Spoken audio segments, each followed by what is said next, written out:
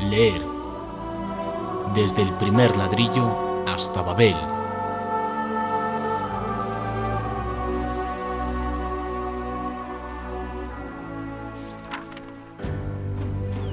Leer, desde la primera página hacia una meta eterna.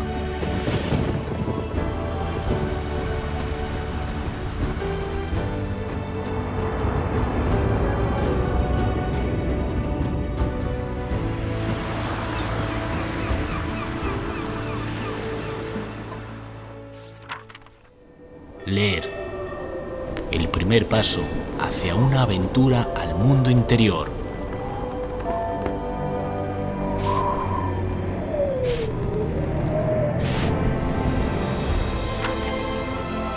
Letras oídas. Un espacio para reflexionar.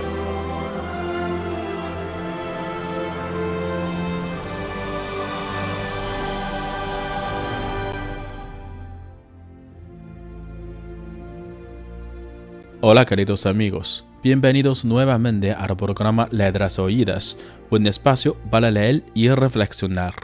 Soy Alfonso Wantay.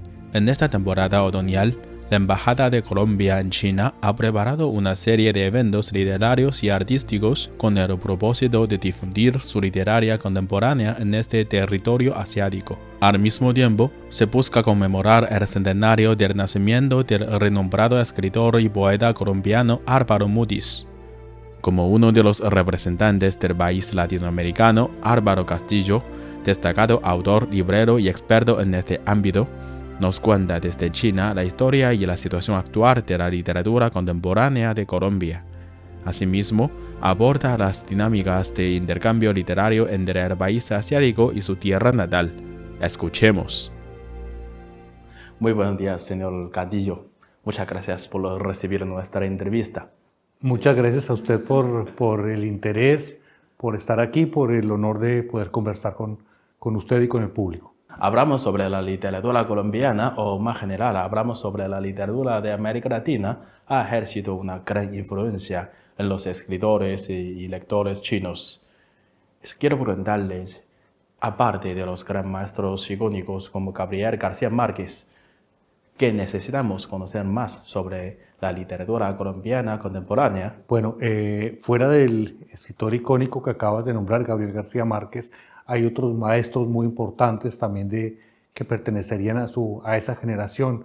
Álvaro Mutis, Hernando Telles, Álvaro Cepeda Zamudio. Y después de esa generación vienen generaciones que de una u otra forma respondieron a la influencia de García Márquez.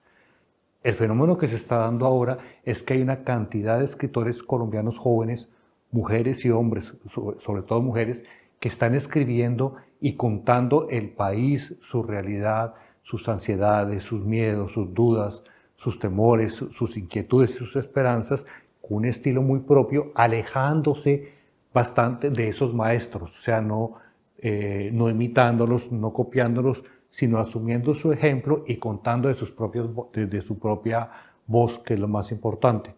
Hay autores que reflejan la violencia, reflejan los problemas de relaciones de pareja, los problemas sociales, los problemas raciales.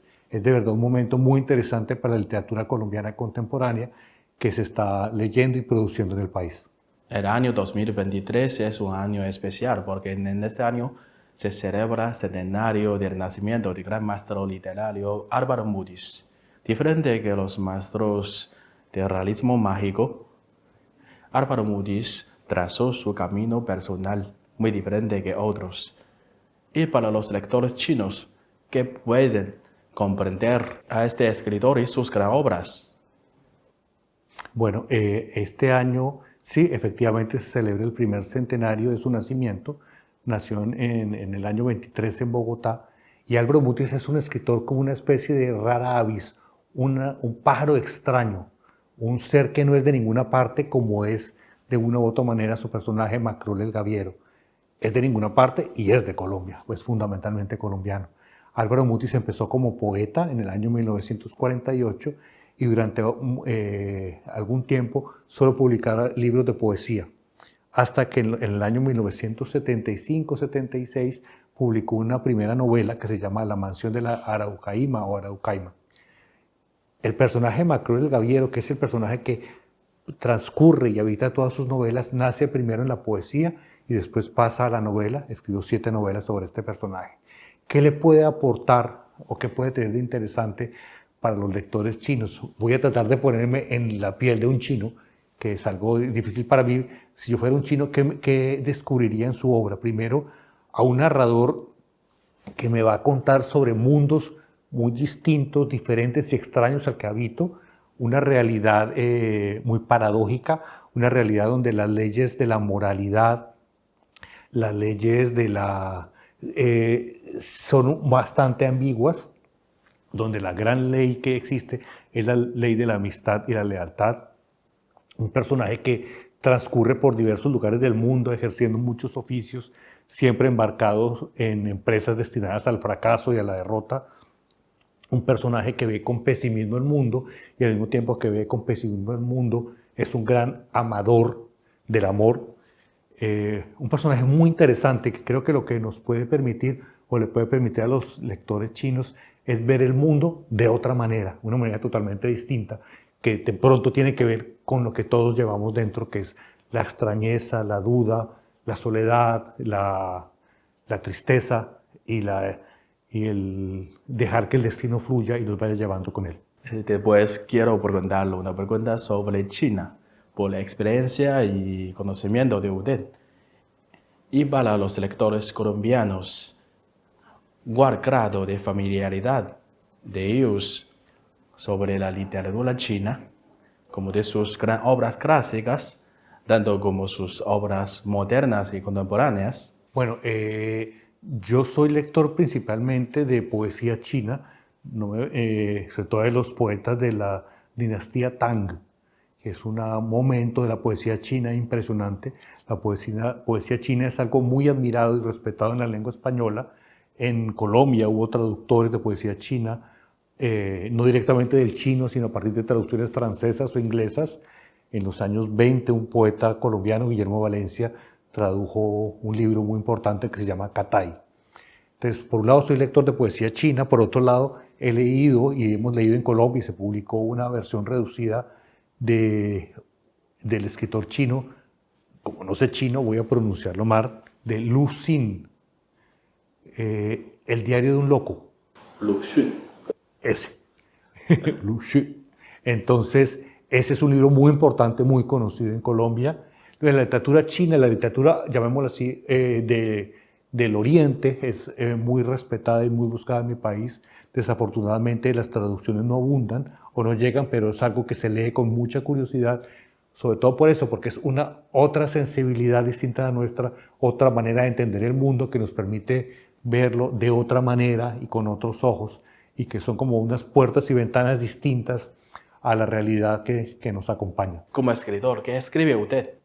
Yo básicamente soy un librero, llevo como librero 35 años este año cumplo, empecé cuando tenía 19 y fuera de mi oficio de librero también soy una persona que le gusta muchísimo leer y también escribo y hasta hace unos años fue que comencé a publicar ya libros. El primero fue en el año 2018, van a ser 5 años este año, que tienen que ver con libreros, librerías, libros, búsquedas de libros, amores que suceden en librerías, libros que se buscan y se encuentran o no se encuentran. El libro más reciente mío es este, se llama Librovejero. Librovejero es una palabra con la cual Gabriel García Márquez me bautizó a mí.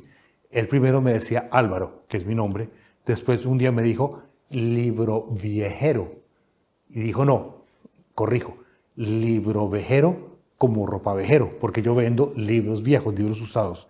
Entonces dejó de llamarme por mi nombre y para él me convertí en Librovejero.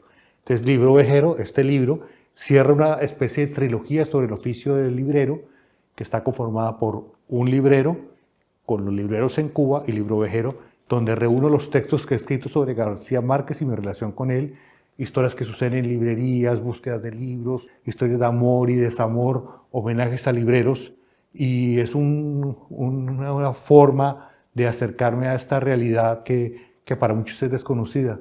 en el mundo de los libreros y las librerías, y es una mezcla genérica, o sea, acá hay una mezcla entre cuento, crónica, memoria, ensayo. Es un texto que reúne todos esos textos en uno.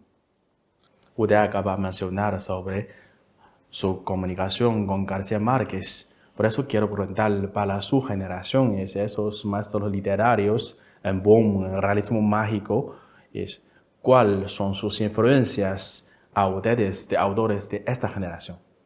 Yo creería que en el caso de García Márquez, todo lo que tiene que ver con lo que se llama realismo mágico está borrado, porque esa es una especie de etiqueta en la cual se pretendió encajonar a los escritores colombianos y latinoamericanos por el público lector europeo y norteamericano.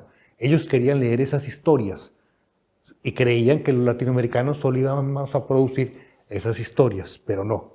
En el caso de García Márquez, yo creo que la gran lección estética y escritural de él es el hecho de, primero, permanecer fiel a una vocación, la vocación de escritor, tratar de hacerlo lo mejor posible. Y en el caso mío particular, si algo me enseñó García Márquez es la precisión y la exactitud. No solamente por tratar de contar siempre la verdad, o como uno percibe la verdad o la realidad, sino porque la precisión y la exactitud en una historia la hace más creíble.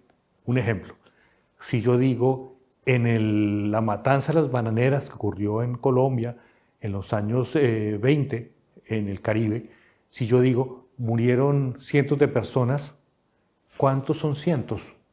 Uno no puede imaginarse cientos, pero si yo digo murieron 1122, yo puedo imaginarme a 1122. Entonces, la precisión siempre dota de verosimilitud a los relatos. En mi caso personal, como escritor, es la gran lección escritural de Gabriel García Márquez, por solo hablar de él, entre otros maestros. Y en el caso, por ejemplo, de Álvaro Mutis, es el de ser lector voraz de muchas literaturas y ver cómo las lecturas que uno hace se relacionan también con lo que está viviendo y con lo que está escribiendo, y llevar eso al texto puede ser una experiencia muy interesante. Embajada Colombia está organizando varias acciones interesantes. Por eso quiero preguntar, Colombia y usted como académico, esta vez que quieren transmitir a los lectores chinos, y también al revés, ustedes qué quieren llevar a mostrar en frente de sus compatriotas colombianos. Bueno, eso es una pregunta muy interesante. ¿Qué me gustaría a mí mostrarle a los chinos? Es que Colombia es un país gigantesco, inmenso, de múltiples realidades, y que no solamente está Gabriel García Márquez, que es muy importante, es el maestro de maestros, sino que hay otros escritores que se acercan a la literatura de otras maneras y que vale la pena leerlos y vale la pena conocerlos. Somos un país lleno de contradicciones, lleno de problemas, pero también de virtudes y de magia y de cosas extraordinarias.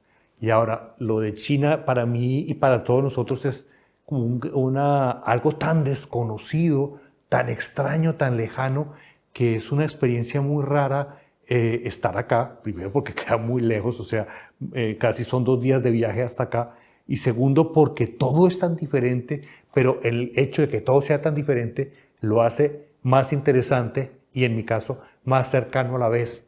O sea, de tan extraño me puede resultar familiar. Quisiera, pues en mi caso, conocer más poesía china, literatura china, leer a otros narradores, ver cómo se aproximan ustedes a través de la literatura al paisaje, a la realidad, a la familia, a los problemas, a las dudas de la existencia. Entonces, si puedo conocer autores chinos traducidos al español y poder recomendarlos en Colombia y en la librería, será de una u otra manera un privilegio, y que he cumplido con la misión que de una u otra forma me han encomendado y me he encomendado. Muchas gracias. No, a ustedes muchas gracias por todo. Amigos, esta ha sido la entrevista con el librero y académico colombiano Álvaro Castillo. Así concluimos el programa de hoy, pero continuamos nuestra emocionante aventura de la lectura. Hasta la próxima.